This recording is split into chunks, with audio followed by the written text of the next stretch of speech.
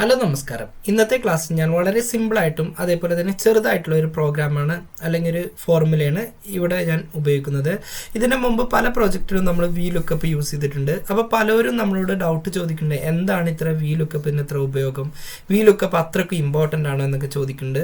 അപ്പോൾ ഈ VLOOKUP എന്ന് പറഞ്ഞാൽ എക്സലിൽ ഒരു പവർഫുൾ ആയിട്ടുള്ള ഒരു ടൂളാണ്. അത് പല ആവശ്യങ്ങൾക്കും പല ആളുകൾ പല രൂപത്തിൽ യൂസ് ചെയ്യുന്ന ഒരു ടൂളാണ്. അപ്പോൾ അതിൻ്റെ എക്സാമ്പിൾ എത്ര പറഞ്ഞാലും നമുക്ക് തീരില്ല. വീണ്ടും വീണ്ടും അതിൻ്റെ പുതിയ ഓരോ എക്സാമ്പിൾസുകൾ വെച്ച് നമ്മൾ വീണ്ടും ചെയ്യുന്നത് അതിൻ്റെ ഇമ്പോർട്ടൻ്റ് അത്രയും ആയതുകൊണ്ടാണ്. അപ്പോൾ നമുക്ക് എന്ത് ചെയ്യാം, ഇവിടെ ഒരു VLOOKUP വെച്ചിട്ട് ഒരു എക്സാമ്പിൾ കൂടി ചെയ്യാം. ഇതിൽ നമുക്ക് അഡീഷണൽ ആയിട്ട് എന്തെങ്കിലും പുതിയ കാര്യങ്ങളൊക്കെ ചെയ്തിട്ട് നമുക്ക് ഈ VLOOKUPൻ്റെ ഒന്നുകൂടി മാറ്റങ്ങളൊക്കെ വരുത്തിയിട്ട് നമുക്ക് ചെയ്യാം. അപ്പോൾ ആദ്യം തന്നെ നമ്മളിവിടെ വന്ന് ഇവിടെ കുറച്ച് ID ഉണ്ട്, ബ്രാൻഡ് ഉണ്ട്, പ്രോഡക്റ്റ് ഉണ്ട്. അപ്പോൾ ഇവിടെ ID തന്നിട്ടുണ്ട്, അതിന് ഈക്വൽ ആയിട്ടുള്ള ബ്രാൻഡും അതേപോലെ തന്നെ പ്രൊഡക്റ്റും VLOOKUP വെച്ചിട്ട് ചെയ്യണം. അപ്പോൾ നമുക്കിവിടെ വന്ന് ഈക്വൽ ടു അപ്പോൾ ഈ VLOOKUPൻ്റെ കൂടെ തന്നെ നമുക്ക് അഡീഷണൽ ആയിട്ട് എക്സലിൽ എന്തെങ്കിലും ഒരു ടൂൾ കൂടി നമുക്ക് നോക്കാം. അപ്പോൾ ഈക്വൽ ടു ഇടുക, എന്നിട്ട് VLOOKUP എന്ന് എഴുതി ബ്രാക്കറ്റ് ഓപ്പൺ ചെയ്തു, ലുക്കപ്പ് വാല്യൂ എന്നുള്ളിടത്ത് ഇത് സെലക്ട് ചെയ്തു. ഓക്കെ, അതിനുശേഷം നമ്മൾ ടേബിൾ ഓഫ് അറേ. ഇപ്പോൾ സാധാരണ നമ്മൾ ടേബിൾ ഓഫ് അറേ എന്നുള്ളത് ഇങ്ങനെ സെലക്ട് ചെയ്യാണ് ചെയ്തിരുന്നത്. അപ്പോൾ അതിന് പകരമായിട്ട് നമുക്ക് വേറൊരു കാര്യം നമുക്കിവിടെ ചെയ്യാം. ഇങ്ങനെ സെലക്ട് ചെയ്യുന്നതിന് പകരം നമുക്ക് ഇത്രയും ഭാഗം ഒരു പേര് കൊടുത്തിട്ട് നമുക്കിതിനെ സെറ്റ് ചെയ്യാം. അപ്പോൾ നമ്മളിവിടെ വന്ന് ഫോർമുലയിൽ പോയിട്ട് ഇവിടെ ഡിഫൈൻ നെയിം എന്ന് പറഞ്ഞൊരു ടൂളുണ്ട്, ഇതിൽ പോവുക. എന്നിട്ട് ഈ ഗ്രൂപ്പിന് നമുക്കൊരു പേര് കൊടുക്കാം. ഞാൻ ഈ ഗ്രൂപ്പിൻ്റെ പേര് ഡാറ്റ എന്ന് കൊടുക്കേണ്ടത്, എന്ത് പേര് വേണമെങ്കിലും കൊടുക്കാം. എന്നിട്ട് ഓക്കെ അമർത്തുക. അതിനുശേഷം എഗെയിൻ നമുക്കിവിടെ വന്ന് VLOOKUP എന്ന് എഴുതുക, ബ്രാക്കറ്റ് ഓപ്പൺ ചെയ്യുക. ലുക്കപ്പ് വാല്യൂ എന്നുള്ളിടത്ത് നമ്മൾ ഈ വാല്യൂ സെലക്ട് ചെയ്തു. ടേബിൾ ഓഫ് അറേ എന്നുള്ളിടത്ത് നേരത്തെ നമ്മളിങ്ങനെ സെലക്ട് ചെയ്യായിരുന്നു, അതിന് പകരം നമ്മൾ ആ കൊടുത്ത ടേബിളിൻ്റെ പേരെന്താണോ അത് നമുക്കിവിടെ ചേർക്കാം. ഡാറ്റ എന്ന് ചേർത്ത് കൊടുത്തു. ഇനി ഇതിൽ എത്രാമത്തെ കോളത്തിലുള്ള വാല്യൂ ആണോ നമുക്ക് കാണേണ്ടത് അതാണ് ഇവിടെ ചോദിക്കേണ്ടത്. അപ്പോൾ നമുക്ക് കോളം നമ്പർ അറിയാം 1 2. അപ്പോൾ 2 എന്ന് നമ്മളിവിടെ ചേർത്ത് കൊടുത്തു. എന്നിട്ട് ഒരു കോമ ഇട്ട് കൊടുക്കുക. അതിനുശേഷം എക്സ്ട്രാക്ട് വാല്യൂ കിട്ടാൻ നമ്മളിവിടെ വന്ന് ഫാൾസ് എന്നും ചേർത്തു. എന്നിട്ട് ബ്രാക്കറ്റ് ക്ലോസ് ചെയ്തു. എന്നിട്ട് എൻ്റർ അടിച്ചു. ഓക്കെ, അപ്പോൾ നമുക്കിവിടെ വന്ന് എന്ത് ചെയ്യണം, ജസ്റ്റ് ഇതുപോലെ സെലക്ട് ചെയ്ത് കൊടുത്താൽ അത് ഓരോന്നിൻ്റെയും ഈക്വൽ ആയിട്ടുള്ള വാല്യൂ നമുക്കിവിടെ കാണിച്ചു തരുന്നുണ്ട്. അപ്പോൾ ID 3 ഏതാണ്, 1 ഏതാണ്, അങ്ങനെ ഓരോന്നിനും ഈക്വൽ ആയിട്ടുള്ള ഒരു വാല്യൂ ഡിസ്പ്ലേ ചെയ്ത് വരുന്നുണ്ട്. ഇനി നമുക്ക് പ്രൊഡക്റ്റ് വെച്ചിട്ടൊന്ന് ചെയ്യാം. അപ്പോൾ ഇവിടെ വന്ന് ഇപ്പോൾ നേരത്തെ നമ്മൾ ഡാറ്റ എന്നുള്ളത് സെലക്ട് ചെയ്തു. ഇനി അതില്ലാതെ നമുക്ക് സെലക്ട് ചെയ്താൽ എങ്ങനെയാണ് ചെയ്യുന്നത് എന്നുള്ളത് നമുക്കൊരു എക്സാമ്പിൾ നോക്കാം. അപ്പോൾ ഇവിടെ വന്ന് അഗെയിൻ VLOOKUP എന്ന് എഴുതി ബ്രാക്കറ്റ് ഓപ്പൺ ചെയ്തു. ലുക്കപ്പ് വാല്യൂ എന്നുള്ളിടത്ത് നമ്മൾ എന്ത് ചെയ്തു, സെയിം ലുക്കപ്പ് വാല്യൂ സെലക്ട് ചെയ്തു. ടേബിൾ ഓഫ് അറേ എന്നുള്ളത് ഞാൻ നേരത്തെ കൊടുക്കാതെ ഇത്രയും ഭാഗം നമ്മൾ ഇതുവരെ ചെയ്ത ആ കാര്യങ്ങൾ ചെയ്യുന്നുണ്ട്. അപ്പോൾ ഞാൻ എന്ത് ചെയ്യുന്നത്, ജസ്റ്റ് ഇതുപോലെ സെലക്ട് ചെയ്ത് കൊടുത്തു.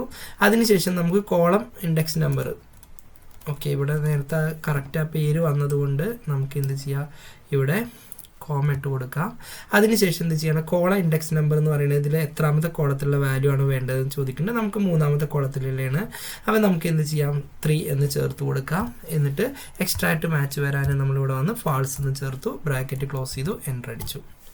നമുക്കിവിടെ 4 എന്നുള്ള പ്രിൻ്റർ എന്നുള്ളത് കറക്റ്റായിട്ട് വരുന്നുണ്ട്. ഇത് നമുക്കിവിടെ ഡ്രാഗ് ചെയ്ത് നോക്കാം. അപ്പോൾ ഇതിൽ പലതിലും നമുക്ക് എന്ത് ചെയ്യേണ്ടത്, എറർ വരുന്നുണ്ട്. കാരണം എന്തെന്ന് വെച്ചാൽ ഇത് നമ്മൾ ലൊക്കേഷൻ നോക്കൂ, A5 to C8 ആണ്. ഇതിൽ നോക്കൂ A6 to C9 ആണ്. ഇവിടെ നോക്കൂ A7 to C10 ആണ്. ഇവിടെ നോക്കൂ A8 to C11 ആണ്. അപ്പോൾ ഇതിങ്ങനെ മാറി വരുന്നുണ്ട്. അപ്പോൾ ഈ പ്രോബ്ലം ഒഴിവാക്കാനൊക്കെ വേണ്ടിയിട്ടാണ് നമ്മൾ എന്ത് യൂസ് ചെയ്തത്, നേരത്തെ ഇത്രയും ഗ്രൂപ്പിന് നമ്മളൊരു പേര് ചേർത്ത് കൊടുത്തത്. അപ്പോൾ അങ്ങനെ ഗ്രൂപ്പ് അല്ലാതെ നമുക്ക് എന്ത് ചെയ്യാം, ഇത് ചെയ്യാവുന്നതാണ്. അപ്പോൾ അതിന് നമ്മൾ യൂസ് ചെയ്യുന്ന വേറൊരു മെത്തേഡാണ് ലോക്കിംഗ്, സെൽ ലോക്കിംഗ് എന്നുള്ള മെത്തേഡ്. അപ്പോൾ അതെങ്ങനെ ചെയ്യണമെന്ന് നോക്കാം. സെയിം നമ്മൾ അതേപോലെ തന്നെ VLOOKUP എന്ന് എഴുതി ബ്രാക്കറ്റ് ഓപ്പൺ ചെയ്തു, ലുക്കപ്പ് വാല്യൂ എന്നുള്ളിടത്ത് ഇത് സെലക്ട് ചെയ്തു. ഇത് നമ്മൾ ലോക്ക് ചെയ്യാൻ പാടില്ല, കാരണം ആദ്യം ഇവിടെ E5 ആയിരിക്കും, പിന്നെ E6 അങ്ങനെ മാറി വരണം. ടേബിൾ ഓഫ് അറേ എന്നുള്ളിടത്ത് നമ്മൾ എന്ത് ചെയ്തു, ഈ ടേബിൾ സെലക്ട് ചെയ്തു. ടേബിൾ നേരത്തെ കൊടുത്ത ലൊക്കേഷൻ കൊടുത്തുകൊണ്ട് അത് വരുന്നുണ്ട്. അപ്പോൾ അത് ഒഴിവാക്കാൻ വേണ്ടിയിട്ട് ഞാൻ ആ ടൈറ്റിൽ ഒഴിവാക്കിയിട്ട് സെലക്ട് ചെയ്യുന്നുണ്ട്. എന്നിട്ട് കീബോർഡിൽ F4 അമർത്തുമ്പോൾ നമുക്ക് നോക്കൂ അത്രയും ഭാഗം ലോക്ക് ആയിട്ടുണ്ടാവും. ഇനി അത് ഡ്രാഗ് ചെയ്യുകയാണെങ്കിലും A5 to C8 ആ ലൊക്കേഷൻ മാറില്ല, അതെപ്പോഴും ഈക്വൽ ആയിട്ടായിരിക്കും വരിക. ഇനി നമുക്ക് കോളം ഇൻഡെക്സ് നമ്പർ വരണം. അപ്പോൾ കോളം ഇൻഡെക്സ് എന്ന് പറഞ്ഞാൽ ഇതിലെ 3ാമത്തെ കോളത്തിലുള്ള വാല്യൂസാണ് നമുക്ക് വേണ്ടത്. അപ്പോൾ എന്ത് ചെയ്യാം, ഇവിടെ വന്ന് 3 എന്ന് ചേർത്ത് കൊടുത്തു. അതിനുശേഷം നമുക്ക് എന്ത് ചെയ്യാം, എക്സ്ട്രാക്ട് മാച്ച് വരാൻ ഇവിടെ വന്ന് ഫാൾസ് എന്ന് ചേർത്തു, ബ്രാക്കറ്റ് ക്ലോസ് ചെയ്തു, എൻ്റർ അടിച്ചു. ഇനി ഇത് നമുക്കിവിടെ നിന്ന് താഴോട്ട് ഡ്രാഗ് ചെയ്യുമ്പോൾ നോക്കൂ, നമ്മൾ ആ കൊടുത്ത വാല്യൂസ് കറക്റ്റായിട്ട് നമുക്കിവിടെ ഡിസ്പ്ലേ ചെയ്ത് വരുന്നുണ്ട്. അപ്പോൾ നമ്മളിവിടെ VLOOKUP നോക്കി, അതേപോലെ തന്നെ നമ്മളിവിടെ ഡിഫൈൻ നെയിം എങ്ങനെയാണ് കൊടുക്കുന്നത്, ലൊക്കേഷന് ഒരു പേര് കൊടുക്കുന്നത് എങ്ങനെയാണെന്ന് നോക്കി, അതേപോലെ തന്നെ നമുക്ക് സെല്ലുകൾ എങ്ങനെ ലോക്ക് ചെയ്യണം എന്നുള്ളതും നമ്മൾ ഈ ക്ലാസ്സിൽ പറഞ്ഞു. അപ്പോൾ ഈ ചെയ്ത പ്രൊജക്റ്റിൻ്റെ ഫയൽ ഡൗൺലോഡ് ചെയ്യാനുള്ള ലിങ്ക് ഈ വീഡിയോ താഴെ ഡിസ്ക്രിപ്ഷനിലുണ്ട്. അതിൽ പോയിട്ട് നിങ്ങൾക്ക് ഡൗൺലോഡ് ചെയ്യാവുന്നതാണ്. എങ്ങനെ ഡൗൺലോഡ് ചെയ്യാം എന്ന വീഡിയോൻ്റെ ലിങ്കും ഈ വീഡിയോൻ്റെ താഴെ ഡിസ്ക്രിപ്ഷനിലുണ്ട്. അത് നോക്കിയിട്ട് നിങ്ങൾക്ക് മനസ്സിലാക്കി ഡൗൺലോഡ് ചെയ്തെടുക്കാവുന്നതാണ്. അപ്പോൾ ഈ ക്ലാസ്സിനെ കുറിച്ച് എന്തെങ്കിലും ഡൗട്ടോ അല്ലെങ്കിൽ കൂടുതലായിട്ട് എന്തെങ്കിലും അറിയണമെന്നുണ്ടെങ്കിൽ താഴെ ഡിസ്ക്രിപ്ഷനിൽ കാണുന്ന നമ്പറിൽ നിങ്ങൾക്ക് കോൺടാക്ട് ചെയ്യാവുന്നതാണ്. അപ്പോൾ അടുത്തൊരു വീഡിയോയുമായിട്ട് നമുക്ക് വീണ്ടും കാണാം.